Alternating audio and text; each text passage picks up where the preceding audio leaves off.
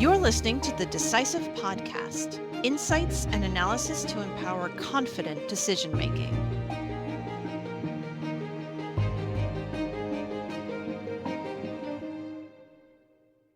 Hello, I'm Kristen Hallam, lead content strategist for Global Intelligence and Analytics at S&P Global Market Intelligence and host of the Decisive podcast.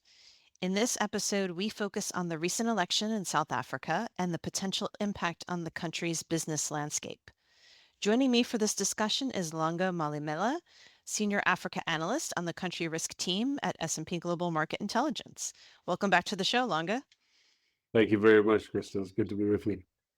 Let's start by giving our listeners a little background on the African National Congress, the ANC, and their dominance of South African politics over the last 30 years. Yeah, so the ANC, African National Congress, has been in power since 1994. This is the party of the late Nelson Mandela and has really experienced a decline in electoral fortunes of late. But really, since 2004, it's been a steady decline in terms of voter share. And there are a variety of reasons why that has been the case. There have been a lot of breakaway parties from the ANC. It came into power as this broad monolith that incorporates leftist ideologists and right ideologists, or centrists, let's call it. And over a period of time, as the tide has changed in where the power is located within the party, it has shed a voter share. Breakaway parties in 2013, perhaps the most prominent was the breakaway and formation of the Economic Freedom Fighters, which was born out of the ANC's Youth League and led by Julius Malema. And in this case, the most recent election and the big surprise package was the breakaway party that was formed by former President Jacob Zuma, which was called Umkhonto weSizwe, or MK, which really surprised everybody, including ourselves, I think it's fair to say, with how well they've done, particularly in KwaZulu-Natal, which is former President Zuma's home province. Thanks for that overview. That's really helpful context to have. Now, the election took place on May 29th. The results were announced on June 2nd, and the ANC did not achieve a parliamentary majority. So the ANC had to form a coalition government. How did that process unfold? Yes, it was an interesting set of events, but it became quite clear quite early that a coalition would be necessary, and that President Cyril Ramaphosa, the incumbent president and president of the ANC, himself preferred a sort of centrist coalition. In other words, going into partnership with the Democratic Alliance, which is the historical official opposition in South Africa. That was something that was difficult for many within the African National Congress to accept. There was a lot of strong feeling that the ANC, in order to be able to reach the 50% mark in the formation of a coalition, should rather partner with these historical parties that were formerly within the ANC, in other words, the Economic Freedom Fighters and the MK, which really was formed in December 2023. And so that was one of the main contention points. And the decision that the ANC and Ramaphosa came to was to offer them to form a government of national unity, which is something South Africa formed in 1994 after the end of apartheid and the first democratic elections, and essentially inviting all of the parties that have participated and who had achieved recognition, at least representation in parliament, to be part of the executive. And those more radical parties, those parties that used to be part of the ANC, that have broken away from the ANC, that have a far more radical outlook, were less inclined to be part of a government of national unity. So the Economic Freedom Fighters and the Umkhonto weSizwe, or MK, hastily said that they would not participate in a government of national unity. And so in the end, you've had a government of national unity formed between the ANC, the Democratic Alliance, the Inkatha Freedom Party, which is draws a lot of its support from KwaZulu-Natal. And so without then having the perhaps more radical oriented parties to the left of them be a part of it.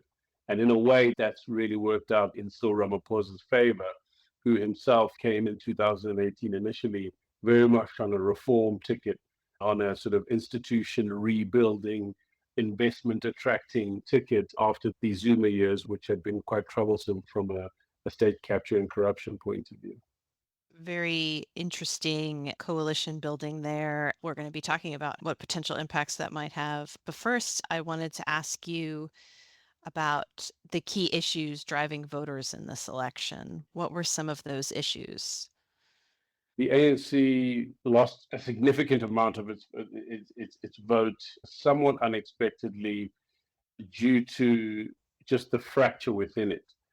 We can't discount that. Zuma steps away from the ANC. He's seen as a persecuted figure with all these corruption trials and the Zondo Commission into state capture and corruption in government, which concluded a couple of years ago. That is a big issue precisely because the ANC lost essentially 17% between 2019 and 2024. And this party that Zuma's formed didn't exist in 2019 and now has won 15% and is suddenly the third biggest party in the country. So part of all of this is really, and maybe to a greater extent than has been the case in the past, is factions within the ANC at war with each other over positions, over who's in charge and who's benefiting at any one time. But more generally, South Africa's energy problems are well known now within international circles, and the quite sort of crippling effect on the economy that Eskom has had, or Eskom's inability to provide steady electricity supply. Somewhat ironically, for about almost 3 months, perhaps, before the election, South Africa didn't experience any load shedding, as it's referred to here, which is something that Funny it's that. very difficult. Yeah, it's difficult not to be cynical about how that came about. But that said, the metrics all point in a positive direction where the energy policy is concerned, especially since an electricity minister was appointed at the beginning of 2023. And South Africa has perhaps to some extent shelved its plans for this rapid transition to renewables and doubled down on hydrocarbons for the moment and extended the life of a lot of its coal-fired power plants, for example, in order to try to deal with the energy crisis in the short term. And there's no question that the issue of electricity has been very important. It's not very nice when the electricity goes out in your house and you're in the middle of something, you can't cook dinner or whatever the case may be. But what it does is actually really undermine the economy as a whole. And more generally, other problems, such as the extensive youth unemployment in South Africa, which is upwards of 60%, are exacerbated when companies can't function at their best level and expand and grow and create jobs, especially for young people.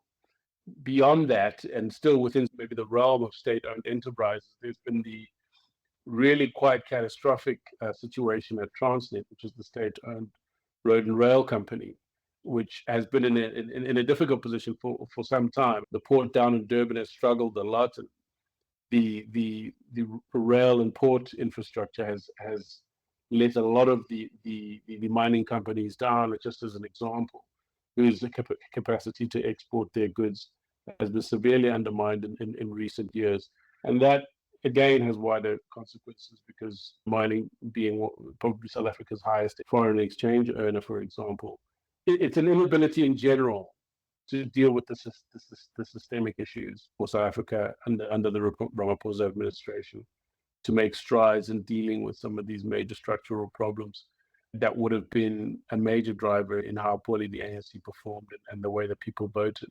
Some significant issues there, as you noted, and lots to unpack. We're going to talk about Eskom and Transnet a little bit later in the episode. Given all that you've just said, how will these things influence the policy priorities for the new coalition government? What we have started to see in the lead up to this election was a little bit more of an intent to include the private sector. The issue around the unbundling of Eskom has been around for some time. As of the 1st of July, there will be an independent national transmission company, which, at least in theory, let's say, will be able to source power from any source where it's available, not just from Eskom-owned generating sources. There is the effort to crowd in private players in the function of transit. And there is a company that has been given the rights to manage and maintain the Terminal 2 down in Durban, at the Durban port, for example. Durban port is the biggest port by some distance in sub-Saharan Africa, managing something like 3 million containers a year. A very important part of the economy, not just of South Africa, but of the region.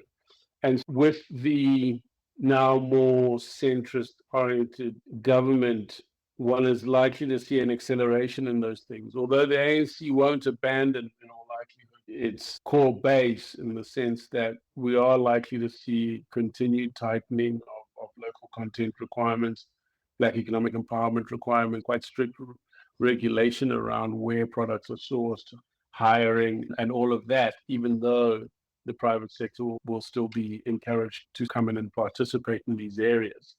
And so it's going to be a balance of those, but certainly that internal resistance to private participation in these crucial networking and infrastructure parts of the economy will probably ease. And you're likely to see, as a result, a slight improvement in some of these areas. So, what does a coalition government mean for policy continuity? Where might we see continuity and where are we likely to see change? The debate and the engagement between the main protagonists in this coalition scenario, or the government of national unity, the ANC and the DA, it's gone through various stages. I suppose in initial talks, it does look as though the cabinet, which will be announced in the coming days, will be very much a mixed cabinet. It will involve members of the Democratic Alliance, as well as the Inkatha Freedom Party, National Freedom Party, and others that are participating in the government of national unity. But there's no doubt that the main protagonists remain the ANC and the DA. We're probably going to see key cabinet posts be kept by the ANC. I'm talking about defense, I'm talking about finance, I'm talking about state security or intelligence, and some others. But perhaps in terms of the formation of cabinet, there's a prior question as to how big the cabinet ought to be, because Ramaphosa has always been a proponent of cutting the cabinet. And so the need to accommodate everybody within a government of national unity now puts a spanner in that works, because there's so many participants in this government of national unity, and you need to take care of everyone in terms of a ministerial post or deputy ministerial post of some sort. So it'll be interesting how it's configured. I think that it goes beyond the cabinet itself. I think the boards of SOEs and influence over those kinds of roles will be a feature in how the power sharing is configured, because the SOEs are so prominent, so central to the function of South Africa's economy. I think that is where a party like the DA will want to have more influence, including perhaps in areas such as policing and obviously the management of crime. South Africa has very high crime levels. But certainly what we'll be watching is what happens with state-owned enterprises. Lange, we've talked a little bit about Eskom, the electricity utility, and the ports and rail operator Transnet, and how the government was pursuing a gradual privatization of these state-owned enterprises. How do you see that evolving under the new coalition government, that process? Yeah, so I think, as I alluded, I think it's something that's likely to accelerate and get more support. And again, I think the market in recent times has been quite positive to the news of the DA and the ANC finding each other on some of these bigger issues. And so I think that you're likely to see more of that. But the ANC, having lost so much support at the elections, will look for ways to counterbalance a perception that it is privatizing, it is leaning right. So I think the effort to include the private sector more, which was difficult for Ramaphosa to achieve with his reform agenda, just because of how much internal opposition there is to the word privatization within the ANC and within the left, if you like. I think that those kinds of initiatives, which had started to gain ground, what's happening with Eskom, what's happening with Transnet, those are likely to gain more support and start to happen.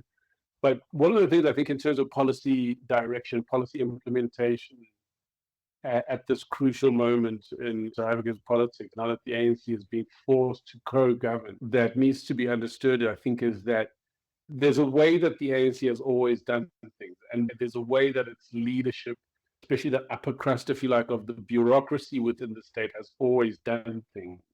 And that's going to take time to change and to adjust to new ways of doing things.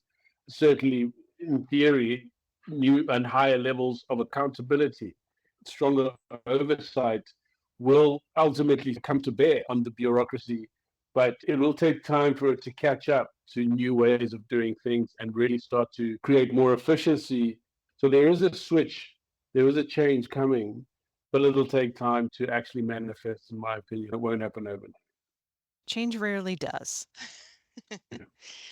So, Langa, are there any other industries that could be impacted under the new coalition government? Any policies that are particularly at risk that businesses might want to know about? There's in general, now that the dispensation is what it is, less of a risk of obviously the more radical policies that are within the ANC's orbit, if you like, actually coming to bear. Things like the expropriation of land without compensation and the role that the economic freedom fighters would play, et cetera, et cetera.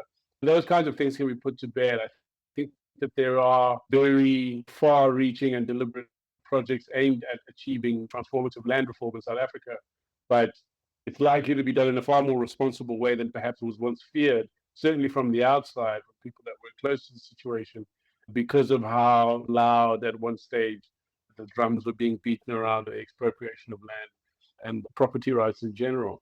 And then that goes for things like the nationalization of the Reserve Bank as well, which is something that some time ago I spent a lot of time talking to clients about. Those kinds of more radical policies can now, I think, are unlikely to feature very strongly, or whatever adjustments are made, they're likely to be done in a sort of very gradual and responsible fashion, which is a good thing. But I think the agriculture policies are likely to be given a great focus within the context of a transformative land reform program. It's very likely that the ANC will look to continue to try to strengthen local content requirements in general, and and so that especially in the mining sector as well as in the agricultural and manufacturing sector and industry more generally. I think that we were likely to see the ANC, despite everything else, and despite almost having now taken the opportunity to define itself as being more centrist than anything else, it will make efforts to try to recoup the general sort of mass voter sentiment. So extension of the social grant, for example, Black economic empowerment, those more populist policies and efforts to try to claw back voter share from largely poor Black masses who feel alienated by the ANC government up to this point, which is why they voted the way they have.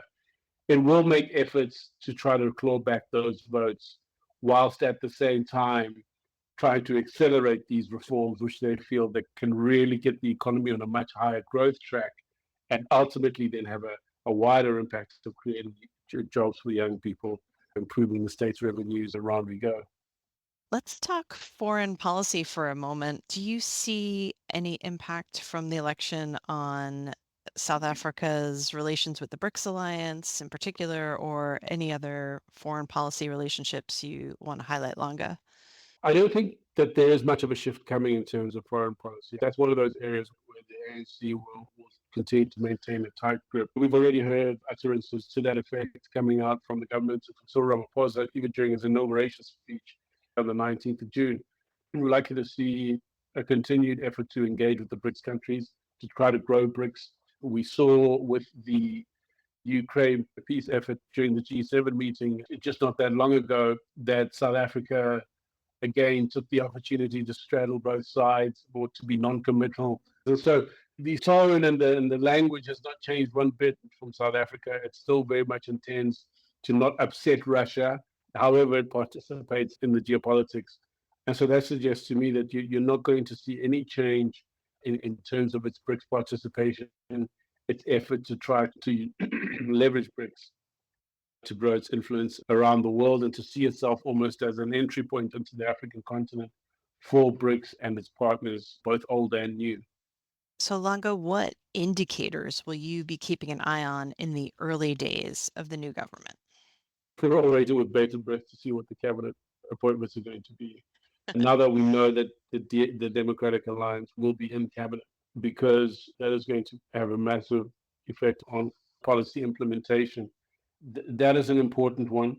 How the newly formed MK party participates within parliament is going to be important, and how it participates even within the provincial parliament of KwaZulu-Natal is going to be important. Let's not forget that in KwaZulu-Natal, which is in Zulu province, you've got the Durban port down there, which we spoke about earlier when we were talking about Transnet. This very important node in terms of facilitating the movement of goods and services into South Africa and the sub-region. Zuma's party by far won the most votes down in that province, yet because of the government of national unity, it's being excluded from participating even in the provincial government. And so you had a Zuma in the days following the election calling for a revote, not even a recount, saying the vote should be run again and all of this. And so they've taken quite a disruptive posture. And I think it'll be important to see what role they play within Parliament. They refused to attend the vote within Parliament for Speaker and for President, and generally have been quite disruptive in terms of the process since May 29th.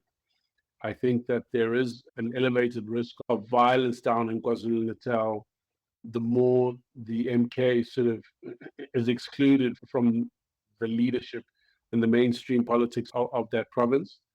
I don't see them just sitting quietly by and acting as an opposition, given that in the first place they disagree with the electoral outcome. One of their main, perhaps their only significant policy position in campaigning for the elections was that the South African constitution should be torn up and a new one should be rewritten. And to a certain extent, I don't think that they even know what they want to do. So they're an important party to watch in terms of KwaZulu-Natal's politics and the potential really for quite large-scale disruption in terms of the functioning of the port, in terms of the functioning of infrastructure, the roads down there, and the ability of that area to function as this important node for the economy of the region. Lange, I know you've been super busy over the past month, and it sounds like you'll continue to be very busy watching all these indicators. Absolutely. So we're almost out of time. Any final thoughts for our listeners, Lange? Yeah, so the Rand has reacted very well to the formation of a government of national unity in South Africa. There's a lot of positive sentiment around the outcome and the feeling that South Africa can finally get a lot of things right in terms of reform, in terms of institutional rebuilding, and getting the economy back on track. But it cuts both ways in the sense that internal opposition within the ANC has now become external opposition, and it's very difficult to foresee, like I'm saying in relation to MK, how that's likely to play out. And for the time being, we're watching very carefully to see how those outside the government of national unity with more radical intentions, how are they going to participate in the political system in a way that makes their voices heard, and will that have social unrest implications? And how does that then perhaps undermine all the good sentiment around the positive signs we're getting from the economy? All right. Well, all that's left for me to do is to thank you, Lange, for sharing your insights with us on South Africa's election. Please check out our episodes on the elections in India and Mexico if you haven't yet. Thank you for listening to the Decisive podcast from S&P Global. Please subscribe and join us for next week's episode. Until then, stay curious and stay informed.